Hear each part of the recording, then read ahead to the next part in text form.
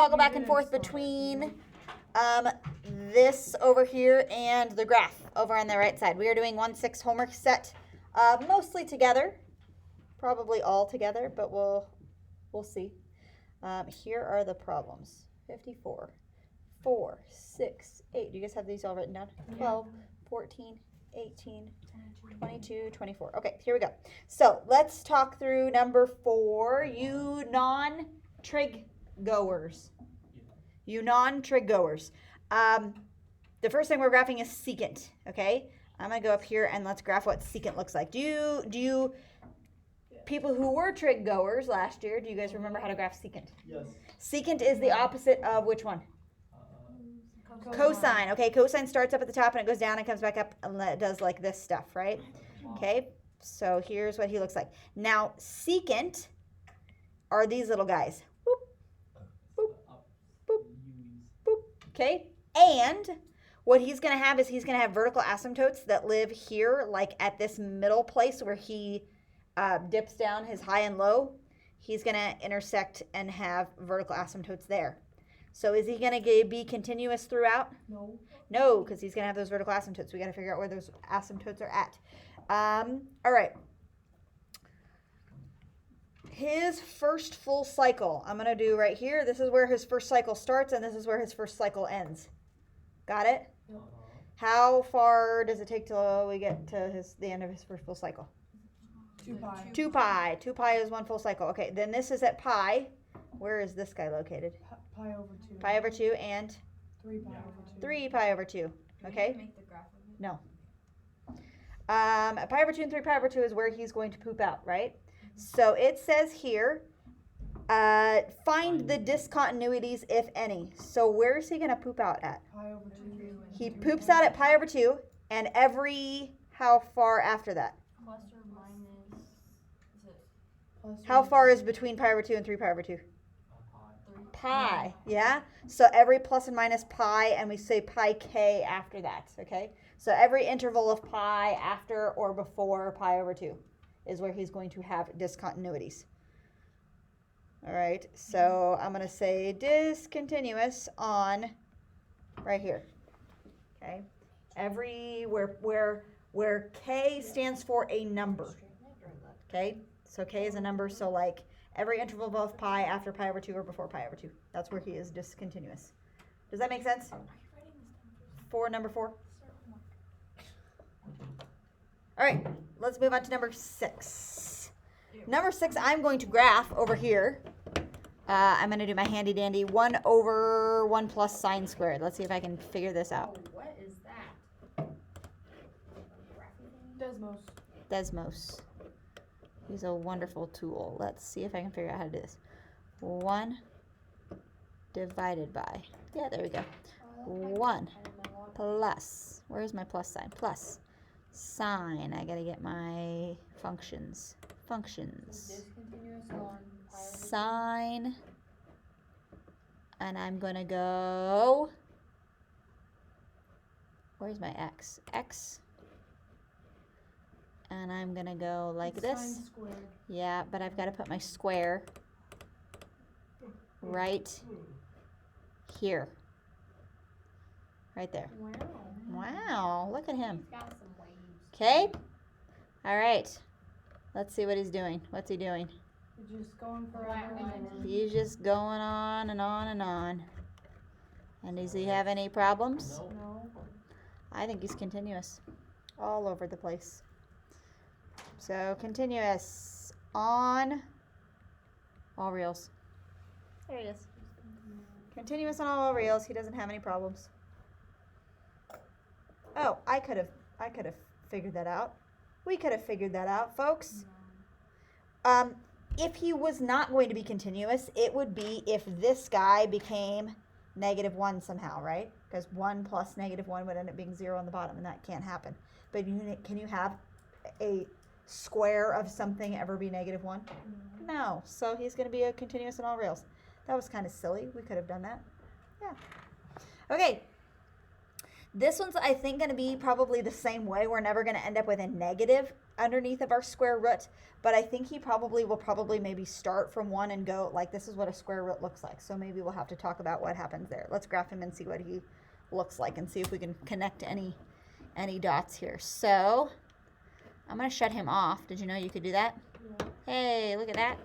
Okay, I need a square root, and I have 2 plus tangent of x, close parentheses, and then I need to go back and make him a square. Squared. There we go. Ooh, he is. He's going to have some weird things happen. Oh, heavens to Betsy. All right, here we go. Let's see what we got.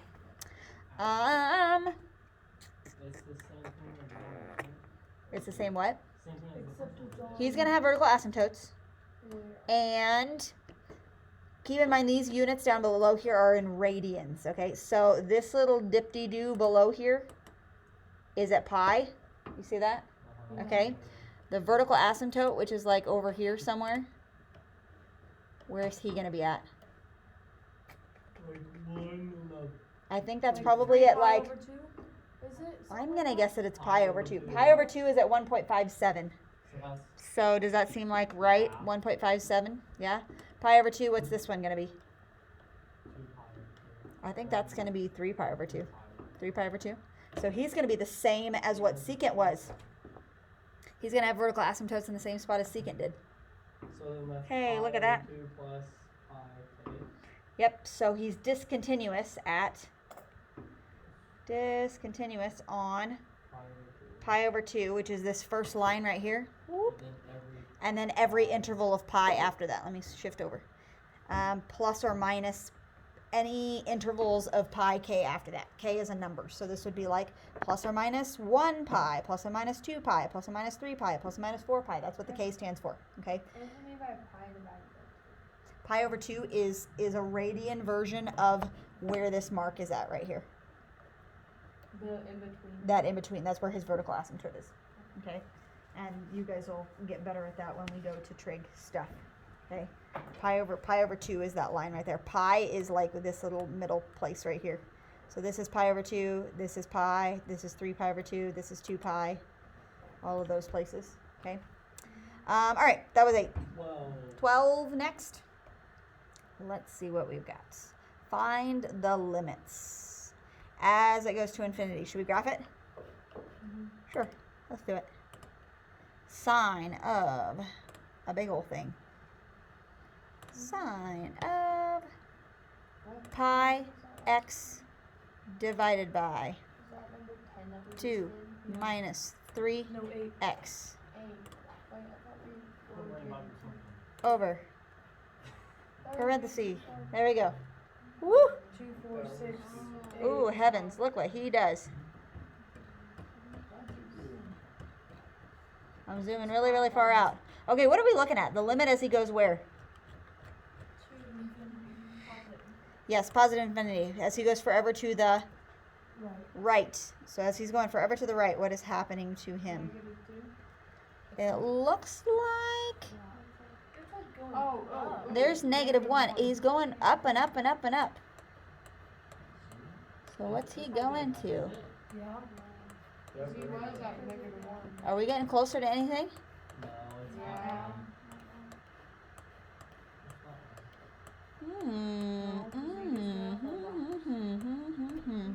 All right, let's do this. Okay, let's use what we know from our stuff in here. Let's do this. If I were to find the ha there, okay, I'm looking at the x's, like n and m. X is to the first power, this one's to the first power, right? Okay, so that means I look at my leading coefficients, right? What's the leading coefficient at the top? 3. Pi. Pi over 3. -3, right? Oh, yeah. Okay, all right, what is sine of -pi over 3? No idea. I don't know. Sine of -pi over 3 is, let me have a unit circle. Yeah. Yeah, you have your unit circle? Okay, -pi over 3 is going to be in the fourth quadrant. And what sine of it? Okay, pi over 3 would be like 5 pi over 3, -pi over 3. Sine is going to be -square root of 3. Let's see. All right, sine of negative pi over 3, or you can type it into your calculator, negative square root of 3 over 2, which as a decimal, what's square root of 3 over 2 as a decimal? Somebody give that to me. Square root of 3 divided by 2, what do you get? Well, 14.5. You think so? Square root of 3 over 2. Because it's just, like, is it square root of 3 1.5? No, close. It's like 1.47 something. 0.866.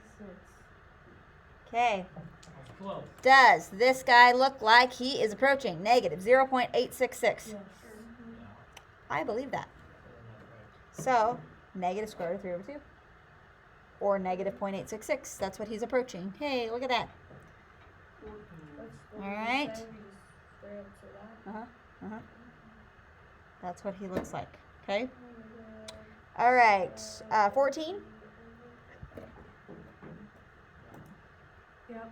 All right. Sine of x divided by 2x. Let's see what we've got over here. I want, and what are we finding? The limit as he goes to 0? Yeah. Sine of x, close parentheses, divided by 2x. Let's see what he does. Oh, here we go. Let me move over. Okay, what is happening here? As he goes to 0, where is 0 even? Oh.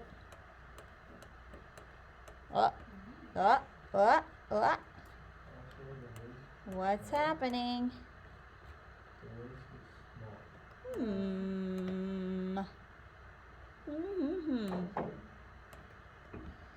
Are we supposed to graph this during the test, or what do we do? I'm not going to ask you too many questions on this stuff. What's he approaching? 1/2. Why? Why 1/2? Because of the Because x over 2, or x over 2x. 1 over 2. Yeah. You know? Yeah, I So see the like the limit 1 over equal- 2, right? Like my leading coefficients right here would be 1/2. Yeah. Even though this is sine of h instead of just h to the first power. Yeah. But sine of h must end up being 1, so 1/2 is what he's approaching. Interesting. Interesting. Yep, that's his limit as he approaches 0. Okay. So it's just 1 14, 16, 18. Ooh. 18. Sine squared theta over theta. Okay, now if this is the case, I'm tempted to say 1 is what he's going to approach, right? Because the leading coefficient on front is 1. Well, but this one would have been over 0 also. But the 1/2 was because there's 2 in the bottom, right? So let's try it. Let's see. I'm guessing, if I were to guesstimate, I would say that he's probably going to approach 1, but we'll see. I don't know. We'll see. Squared. I put him in the wrong spot. There we go. Hold on. Back. This way, sine squared. Divided by x. Yeah, there we go. Okay. I'm wrong. I can already tell that I'm wrong. I'm zooming the wrong spot. 0. Oh, are we doing as he approaches 0? Yeah, as he approaches 0, he's going to 0. Huh. That's interesting. That's a schnauzy looking Isn't dog. that funny? Okay, here's my question to you. What happens as he goes forever to the right? What's he approaching? 0. Forever to the left, he's approaching 0. Forever. And the and 0 is 0. Yeah, and the limit as he goes to 0 is 0. Huh, interesting. 0. There he is. Okay. 22. Sine squared of x over 3x squared. Okay, I'm just going to take this guy. Sine squared x over 3x squared. And we're doing it as he approaches 0. I bet it's 1/3. What do you think? He looks like he maybe is. Is that a third? Yeah. 0.3 repeating. You betcha. That's a third. You see the 1/3 in the front of it? So we're looking at the y-intercepts? What? Looking at the intercepts? We're looking as he goes to 0. The limit as he goes to 0. Okay. Yeah, which on either side is approaching 1/3. And you can kind of see that in the leading coefficients. So 1, 1 over 3. That's how he is. Okay? All right. 30. Last one. No. I'm looking at 1, 5. 24. There we go. Okay. Let's see what this guy does. What? I thought we were doing the 1. No, we're doing 1. This is 1, 6. Sine of x, close parentheses, divided by 1. Whoop. 1 minus cosine of x. So we're on 24. Where the heck did he go? Did he go somewhere? As he approaches 0. We're trying to decide. As he approaches 0. Whoop. Whoop.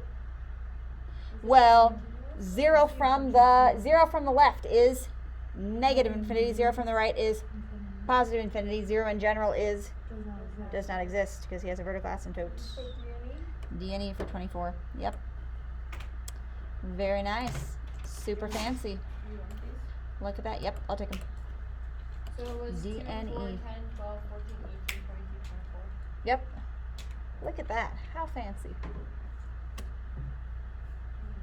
No, what? Wait a second, what? What? What problems did we do? Right there. 4, 6, 8, 12, 14. Yep, up there at the top.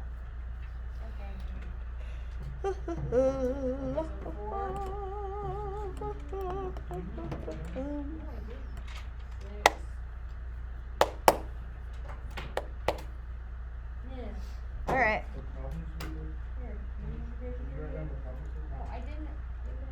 You said that. You need your paper or not? You telling him to pay attention? Taking everything back. Okay, let's start talking about 1, 8. I won't give you homework for this. How about that? Ah, I'm not ready. Stop. So I gotta tell a Pay story. attention. Who wants the? No, I think I have an extra. I'm not good at it. Okay, you see Yeah. how messy. Who did that? Yes, Friday. Last period of the day on Friday. Oh, I have remember a this restroom. story. Did you hear about this? Yeah, Oh, I I did. heard about this. Trevin. Trevin. Oh, the pop. Owen. Big Dylan. Owen Yonda or Dylan? One of them had a birthday. I think it was Owen. Owen Yonda had a birthday, and so for FBLA, he got one of the Dr. Peppers. Gave it to Carson Cossey, sits right here, and Carson was like had the pop sitting here. It wasn't even open. He was just giving him the pop or whatever. Had it sitting here because he was gonna drink it after school or something. Trevin Long turned around with his pencil, and he was just like, not even whatever. Poked it, must have punctured it, and it exploded everywhere. All over the ceiling, all over like this paper. Like it was back there on my desk. Oh my gosh. All everywhere. It was everywhere. Crazy. I heard about it in the locker room. Yeah. What? It could still be on the board. Yeah. Can you see it? Yeah. Oh, yeah, I see it. Right here. There's some on the bottom too. Ah, everywhere. Did you give him detention? It's all over. Well, Trevin felt terrible. And like, Carson didn't even have the pop open. Like, he was saving it for after school because Owen gave it to him. So I'm like, he's not in the wrong. Like, if I'm going to give detention to somebody, it should be to Trevin. But he was already feeling like absolutely mortified. So I was like, you help clean it up and you'll be fine. Like, poor kid. He felt terrible. All right, exponential and log functions. Exponential functions. Let's talk about this graph over here. This function is an exponential growth function. Example of this would be like y equals 2 to the x power. That's a growth function. Write this down. Okay. This is an example of an exponential decay function, which would be like y equals, let's say, 1/3 to the x power. Okay. The one on the right is growing at a rate of, it's like doubling every time. So like if you're starting with 2 bacteria, it's becoming 4, which is becoming 8, which is becoming 16, which is becoming 32, which is becoming 64, which is becoming 128, which is becoming 256. And it keeps going, and it keeps growing forever and ever, right? It's doubling every time. Versus this one is decaying. It's getting 1/3 and 1/3 and 1/3. It's like the population is dying out, okay? And that's how that works, all right? Every single exponential function, unless you move it left, right, up, or down, is going to cross through here at the point 0, 1. Why? Why will it always cross through at 1?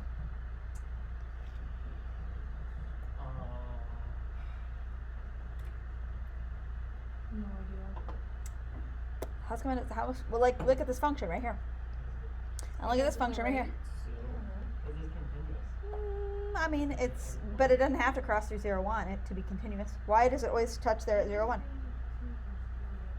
That's exactly right. Anything to the 0 power is 1. So if I plug 0 in, it doesn't matter if it's 2 to the 0 power or a third to the 0 power. It's always going to be 1. Now, that is unless I make this like 2 to the x power plus 3, right? Then that would be moving him up 3 units, and he would cross here at 0, 4 instead and do like this. That would be like 2 to the x power plus 3. You don't have to write that down. But unless I move him up, down, left, or right, he's going to always cross through at 0, 1 for an exponential function, okay? Now, here is my question. Let's go through these. Is this guy a growth or a decay, this first one? Growth. He is a growth.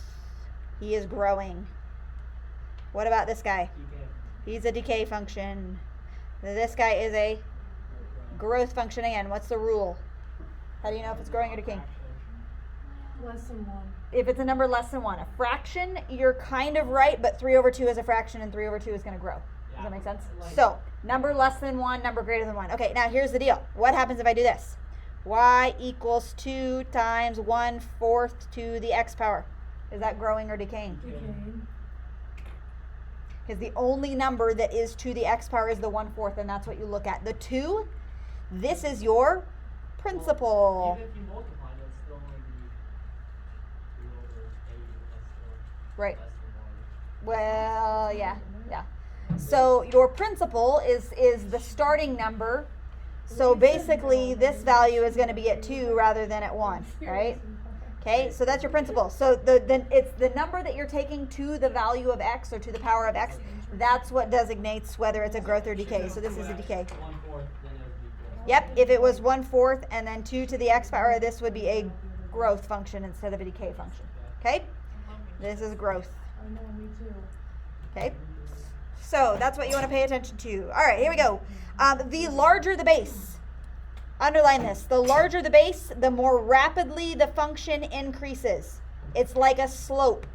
Oh, Big slope equals tall and skinny. Right? So like 10 to the x power is going to be taller and skinnier than 2 to the x power, right? It's going to be more straight up and down, kind of like with a linear function. The taller the slope, the more straight up and down it is, or the taller and skinnier it is. Got it? Big slope equals tall what? Big slope equals tall and skinny. Or the bigger the number, I should say. Technically, 1/10 is smaller than 1/2. But the bigger the number that you use, the skinnier it's going to be. So these are my decay functions. These are my growth functions. The taller and skinnier one is going to be the bigger the number. So the larger the base. Larger the number b. Okay? Got it? Big slope equals tall and skinny. All right, let's go to this one. Sketch the graph of this function. They went ahead and sketched it for us. So this is the graph of 2 to the x power. Okay? This is 2 to the x power. That's my parent function. Okay, what does the negative do to him? This is like going back to like your algebra. Flips it upside down. So this is over the x-axis, which is what this guy is. We have flipped him over the x-axis. So now he's intersecting at -1. What does this 1 do? Moves it up. Moves it up 1. Okay, so rather than writing it like this, I'm going to rearrange this function, and let's call it y equals, I'm going to do -2 to the x plus 1, because maybe that's easier to see. So the negative is flipping him over, the 1 is moving him up 1, and that's what he looks like. Okay, now we want to state the domain and range. Domain and range. Okay, domain. Do you remember doing this like in algebra or in trig or whatever? How do you do domain and range? Domain is the x's. What x's will he touch? X's go left and right. Will he go to left forever and right forever? Yeah. Yes. So the domain is all reals. Okay, range goes up and down. Will he go up forever? No. No. Will he go down forever?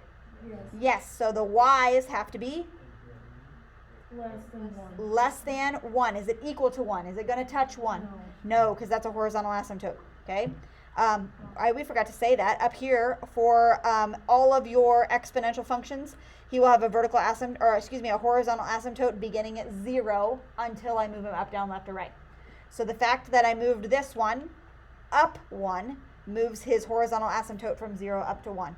So that's why he's less than 1. Yes, dear. Did you say domain was up and down? The domain is left and right, Oh, and range is up and down. So the domain is all reals, range is less than 1. Got it? That's what he looks like. Okay. The natural exponential function. You guys have heard like natural log before, maybe? Yeah, you've done this in algebra too also. Yeah, like ln, y equals ln, natural log, okay? The inverse of natural log is e, okay? Because ln, do you remember what ln stands for? Like, what is ln? What is natural log? What? Do you remember what's natural log? Natural log is log with base of e. It's log base e. Okay, most of the time log just in general is log base 10, or you can have like log base 2 or log base 7 or log base whatever. Log base e is the same thing as what ln is. So these two are inverses of each other, okay? E is the number 2.7182818, and then it goes on forever and it never repeats and never continues. It's an irrational number. Circle that word. Irrational number like pi. It never terminates and never repeats. And E is a naturally occurring number in compounding interest. Okay? Do you want me to tell you where E comes from? Yeah. Or I'll show you. Okay, it kind of comes from PERT. Okay, so here's the deal. All right, PE to the RT power. That's what we're getting to. PE to the RT. Did you guys you dealt with PERT? All of you guys did at some point. Okay, so PERT is continuous. This is continuous compound interest. All right. Continuous compound interest. Okay, just regular compounding interest is 1. Well, it's your principal, whatever your principal is, times 1 plus r over n to the nt power. This is your just regular compound interest. Okay? You don't necessarily have to write this down. Just watch. Okay? So this is your formula for computing compound interest. Now, the deal is that n has to do with the number of times you are compounding. Okay? So you can compound once a year, which is annually. You can compound 12 times a year, which is monthly. You can compound quarterly, which is 4 times a year. You can compound daily, which is 365 days a year. Even though it's a leap year this coming year in February, banks still consider years to be 365 days. So they just, even on a leap year, it's 365. So the number of times that you are compounding. Now, if you do that over and over and over again, what they have decided is that this number right here approaches the value of, I wrote to the wrong one, approaches the value of E, right? It approaches 2.7182818 as you increase the number of times you compound. So if we continue, it's like the limit, okay? If I do this over and over and over again and increase this n, if I make it 1 million or 3 million or 17 million, the bigger I make this n, what is that number going toward? It's going toward the number e, which is this decimal number, right? It's kind of like a limit. Like, what is that value, approaching? It's approaching a value of e. So rather than changing the number of times we compound, I'm still on my eraser. Rather than changing the number of times we compound, we use PERT instead, which is continuous compounding. It would be like as I'm compounding an infinite number of times per day or per second, right? That's what it would approach, okay? So that's kind of how that works, okay? So it kind of has to do with the limit process because it's increasing with that bound, okay? That's what E is. Got it? Mm-hmm. And okay, among all possible bases for exponential functions, there's one particular base that plays a special role in calculus. That base, denoted by the letter E, is a certain irrational number whose value to 6 decimal places is that guy. Didn't I do that one up above there? Okay. Oh, that's a repeat of what I just said. This is the same thing. Look at that. Anyway, it was very important, so I put it in there twice, I guess. All right. There's that. All right, let's stop there. Before we get into log functions, we'll start there tomorrow. How about that? Okay? All right. Beautiful. Yes.